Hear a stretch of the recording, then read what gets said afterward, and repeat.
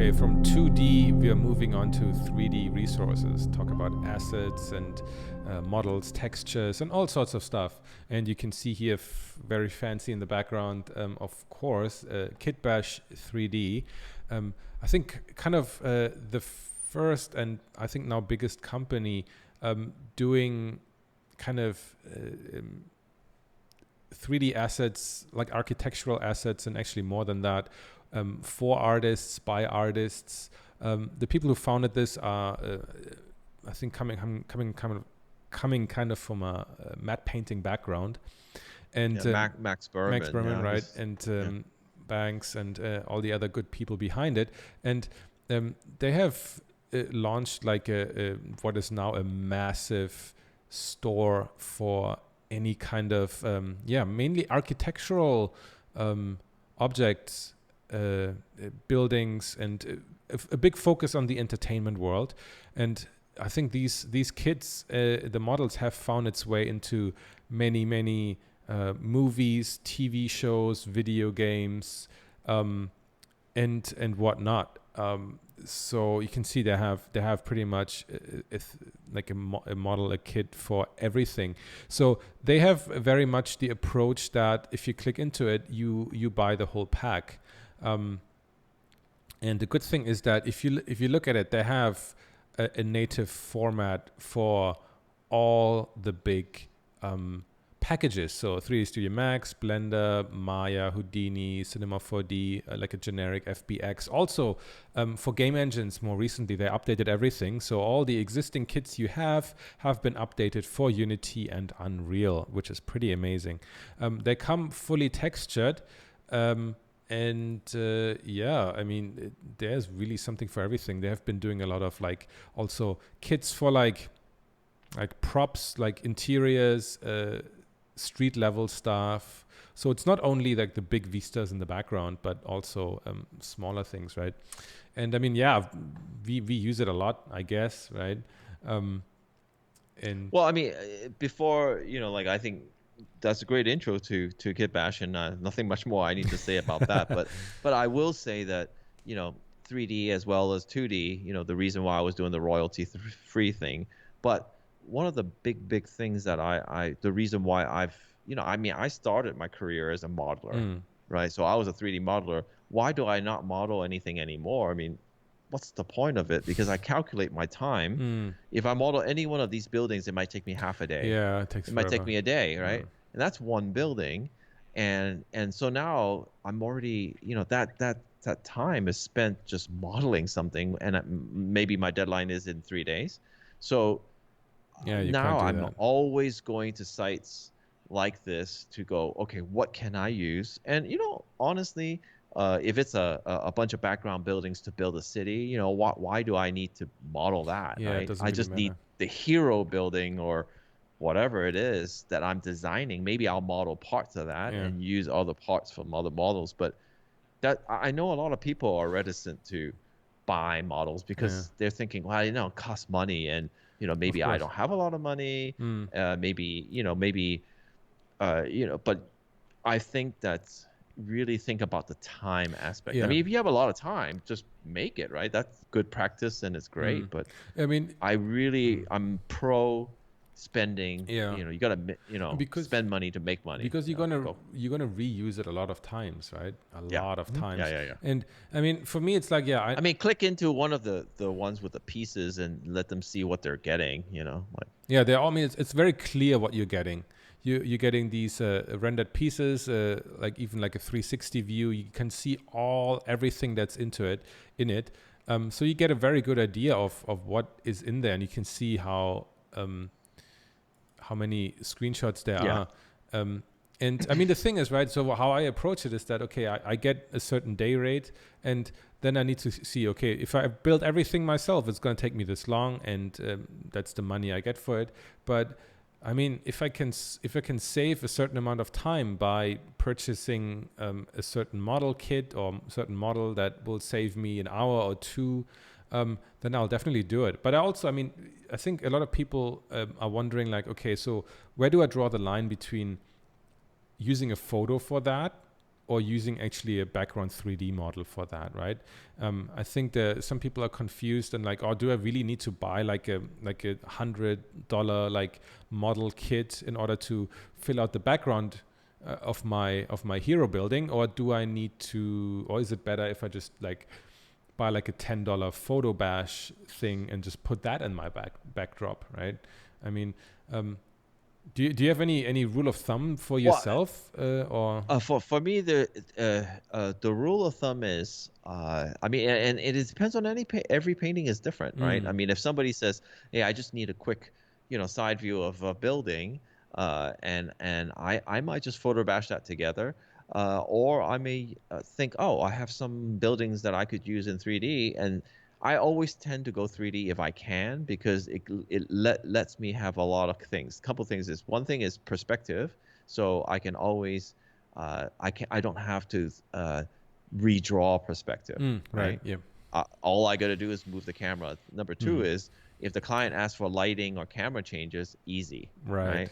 So I don't have to worry about it. So there's too many pros not to go 3D. The only reason I would use a photo or photo bash is because that thing doesn't exist in the 3D model that I can find. Oh, okay. That's interesting. I don't know. What about you? Yeah, I think it's something you develop a feeling for over time. Yeah. I don't think there's a golden rule for it. And I mean, yeah, if I have multiple shots of a certain thing, if I know the hero building really needs to be like, let's take the example of a city or whatever. If I know the hero building needs to be really embedded into a city, then I'll probably buy the models, and if I know I have to have multiple angles and everything, if it's just a one-off and the city is further in the distance, I'll just use a photo, to be honest. Yeah. But again, you need to develop a feeling for that, and over time you will realize, okay, this is possible to do like that. But you can't forget that, I mean, a photo is really easy to plug in, but of course not very flexible. If you're supposed to suddenly like turn the camera and have a different city in the background that matches in terms of lighting and everything, you can't do that. But of course, the drawback, I think, with 3D is that you do have to, if you're using like a render engine or something that is non-standard or not supported, then you have to remake the shaders for that, right? Maybe you have something in your existing asset library that you can use, but maybe you don't, and then you spend time on doing that. And so you need to kind of find a workflow that works really well for you, and because over time you're going to build up your own asset library, right? And maybe that's also a key takeaway, that you need to develop that, so you have certain assets right where you need them, and you can quickly put stuff together. And I think, keep in mind, for me, I try to. I've noticed that this might be a little bit of a contradiction, but I noticed that recently, or in the past years, I've been using a lot more kit bash techniques because of the fact that I don't have a lot of time. But I also find that sometimes if it's something I want to design, that I really have to start with my design in the sketchbook, and then see what parts I can make to make that, or what I need to model. Because I think if you just by default get all these 3D models, no, that's the problem. The problem is then you're always going to be tied to those models, and that's the one thing that I feel like, if I wasn't experienced, I would do that, because it's very, I guess I have the kit, I might as well use it to hell. There needs to be a distinction, I think, between, we need to make it very clear here that, I mean, this is we're using this kind of stuff for resources, for backgrounds, for supporting stuff. If we're really talking about designing something new, right? I wouldn't honestly use this to bash something together for something new, unless you know what you're doing. I mean, unless you know what you're doing, and it's very clearly requested, like we need to have like a building that looks exactly like that kind of stuff, and then it needs to make sense. But yeah, there is a fair amount of planning. I agree that in my sketchbook, I try to see like, okay, how does it overall need to look? And okay, what parts, I mean, in my brain, I think about, okay, what parts can I make in which way? Can I leverage on anything I already have? Do I need to build it from the ground up? Which pieces would be good for that? Do I need to build it, from scratch or not, right? There's a lot of thinking and planning in the early stages of how to approach this problem, right? Because with 3D, it's as much a artistic as it is a technical challenge to make this in the time frame given. So I mean, this is more than just us giving you our resources. Obviously, like, oh, go to this site. It's a little bit of why we do what we do. So okay, so that's Kitbash. I mean, it's very straightforward, and some of the ones I use a lot more recently. We already covered ArtStation Marketplace, but CG Trader is one that I go to a lot because they have single models, and they usually have like you could like type in any weird thing and they'll have it. Exactly. And and they're reasonably priced. That's true. Yeah, I have some of these as well. And I mean, you will see a lot of, I think a lot of people use these platforms all at the same time. So I do see some models that I've seen on TurboSquid or some models I've seen on Sketchfab. I mean, honestly, I don't have I use TurboSquid and CG Trader and Sketchfab all at the same time, because sometimes there are certain things only on one platform. And then there are certain things only on other platforms. I mean, there's a crazy amount of stuff, like insanely cool stuff. Some of these are for free download, but beware when you look for free downloads that you make sure all the rights are cleared. Some of these you can't use in just any commercial work. So you need to be very careful. But the sheer variety of stuff that is on here for either free download or for purchase, it's really quite amazing. I use these a lot. And they're reasonably priced. Yeah, they're reasonably priced. Just make sure when you go to Sketchfab that you use a filter that says downloadable or purchasable, right? Because otherwise you'll find a model that's perfect, like I have, and that person's not even selling it. One quick, so you're like, exactly. It's like you can't download it. It's like the perfect thing you need, right? It's like, you're like, so save yourself the disappointment, right? I mean, another thing that the quick story I wanted to mention about TurboSquid, right? I mean, I think it's one of the most established, oldest marketplaces for 3D assets. And it's also one of the most,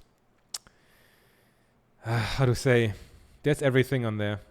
A lot of it is terrible.